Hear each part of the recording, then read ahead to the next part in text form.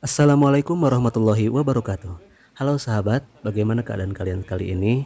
Mudah-mudahan antum semuanya dalam keadaan sehat walafiat tanpa kekurangan suatu apapun. Berkah selalu dan semoga hajat kalian semuanya senantiasa berada dalam ijabah Allah Subhanahu wa taala.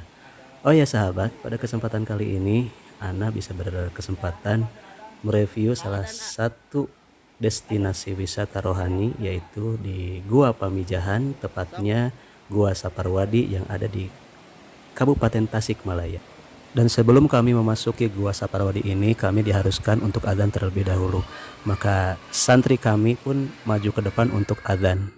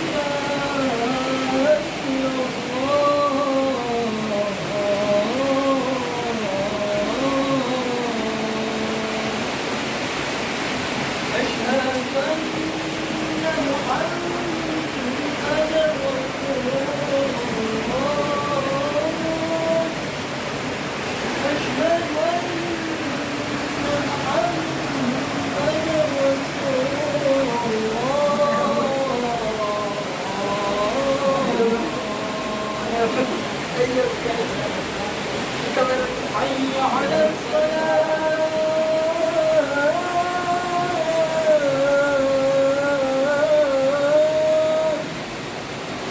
حي على الصلاة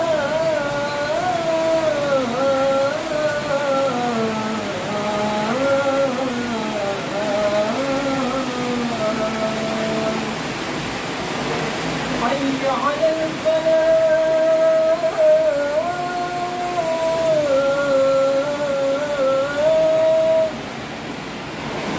حي على الفلاح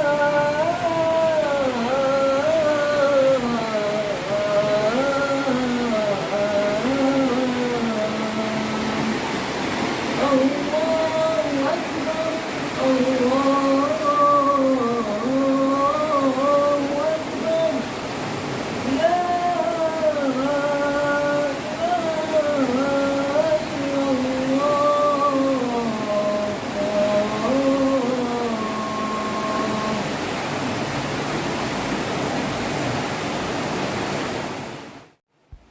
Sahabat, alhamdulillah pembacaan adzan telah dilaksanakan dan kami pun akan segera memulai langkah kami untuk memasuki gua. Dan seperti inilah keadaan pertama kali kami memasuki Gua Saparwadi ini. Ternyata harus hati-hati ya, sebab ini licin, berair kayak gitu. Sebab Gua Saparwadi ini merupakan gua yang terletak tepat di bawah gunung yang ada di Pamijahan ini. Gua Saparwadi ini merupakan salah satu gua peninggalan para wali zaman dahulu, yaitu Syekh Abdul Muhyi Pamijahan. Yang mana Syekh Abdul Muhyi ini merupakan salah satu waliullah yang berjuang mengembangkan agama Islam di Tatar Sunda, tepatnya di Tasikmalaya, yakni di Pamijahan. Dan sahabat, seperti inilah keadaan di dalam Gua Saparwadi, yang mana terlihat di Gua Saparwadi ini di bawahnya itu seperti sungai ya, banyak air-air yang mengalir terus, yaitu dari serapan air yang ada di gua ini, dari stalagmit yang tepat di atas kami ini. Di kiri kanan banyak sumber-sumber air yang terus mengalir dari puncak-puncak gua ya. Dan seperti inilah keadaannya. Dan juga masih banyak jamaah yang baru pulang ya. Dan inilah tempat-tempat para wali dahulu mengembangkan agama Islam. Bahkan nanti di depan banyak tempat-tempat yang di luar dugaan, yang mungkin di luar daya nalar manusia itu bisa terjadi ya di gua ini. Di gua Saparwadi ini, sahabat, ada salah satu tempat yang memang dirahasiakan ya. Seperti tempat yang akan kami naiki ini adalah salah satu tempat, ada 2 lubang ya, yang mana para wali dahulu yaitu Wali Songo beserta Syekh Abdul Muhyi ini senantiasa berhalwat, beribadah, berzikir di tempat ini ya.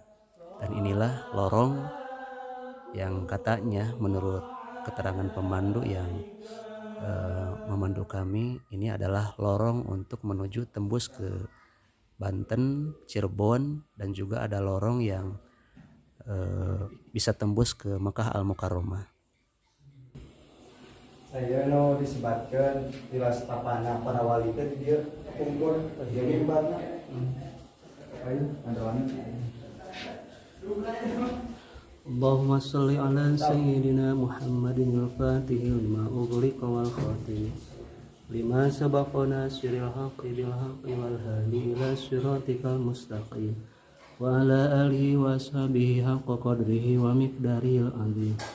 Allahumma sholli ala sayyidina Muhammadin al-Fatih lima ughliqa wal khatim lima sabaqa nasiril haqqi bil haqqi wal hadi ila siratikal mustaqim wa ala alihi wa sahbihi haqqa qadrihi wa miqdaril azim.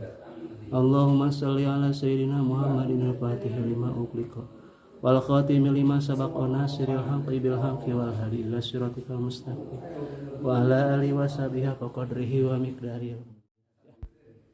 Alhamdulillah sahabat, doa kami pun sudah selesai di lorong ini dan kami pun akan terus menelusuri sepanjang Gua Saparwadi ini.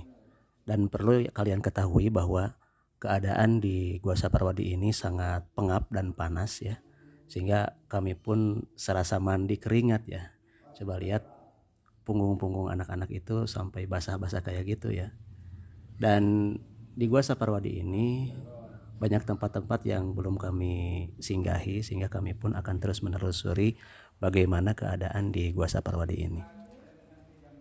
Sahabat, Gua Saparwadi ini kalau kita terjemahkan mungkin ya, kalau sapar itu kan perjalanan, wadi itu lembah.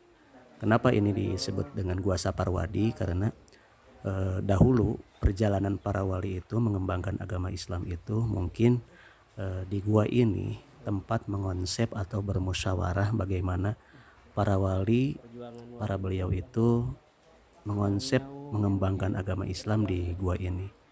Dan seperti yang kalian lihat, banyak stalagmit di sini, air pun banyak bercucuran di sini. Dan menurut pemandu di sini bahwa air ini merupakan berkah ya. Wallahu a'lam bishawab. Yang jelas kami pun berwudu di sini juga, sebab ini banyak stalagmit di tepat di kepala kami yang harus hati-hati nanti kena kepala. Dan seperti inilah air kahuripan katanya yang bisa dipakai untuk wudu, tapi bukan berarti musyrik ya. Ini hanya sekedar untuk bertapaul diri bagaimana penjelajahan perjalanan para wali dahulu mengembangkan agama Islam di sini. Dan seperti inilah keadaannya. Sahabat, bisa kalian bayangkan ya bagaimana perjuangan para waliullah dahulu kala saat beliau mengembangkan agama Islam di Tasikmalaya ini ya.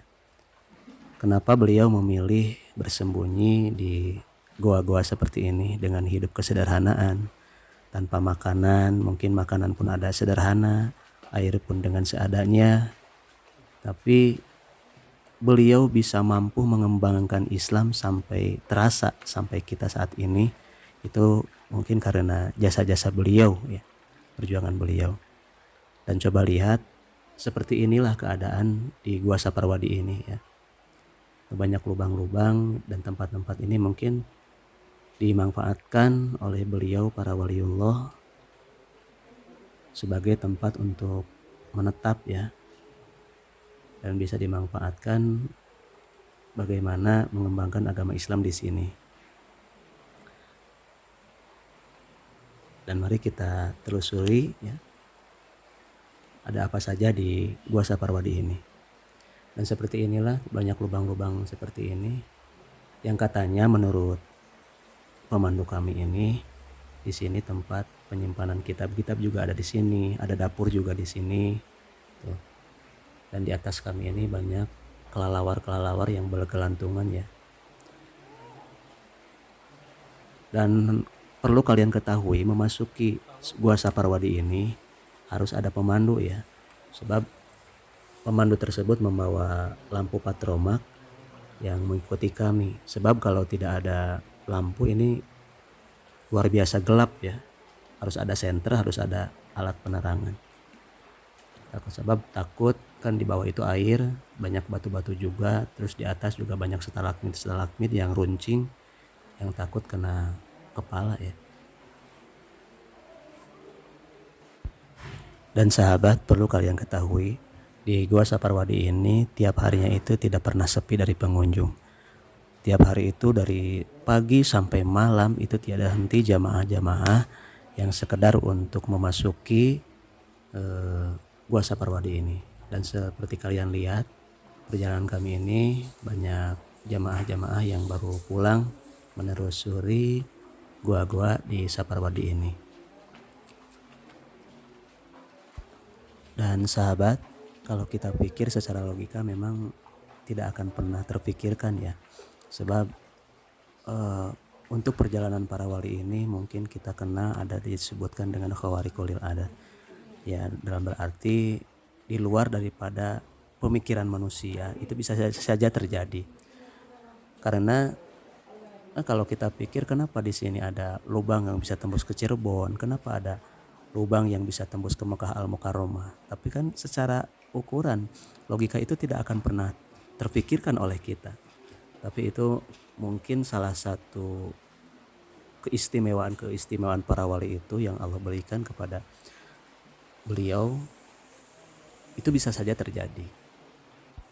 Karena kekuasaan Allah yang diberikan kepada waliullah itu berupa karomah ya, kemuliaan atau mungkin bisa saja diberikan kelebihan daripada manusia-manusia biasa. Dan di gua ini banyak sisi hal yang tidak pernah terpikirkan oleh manusia.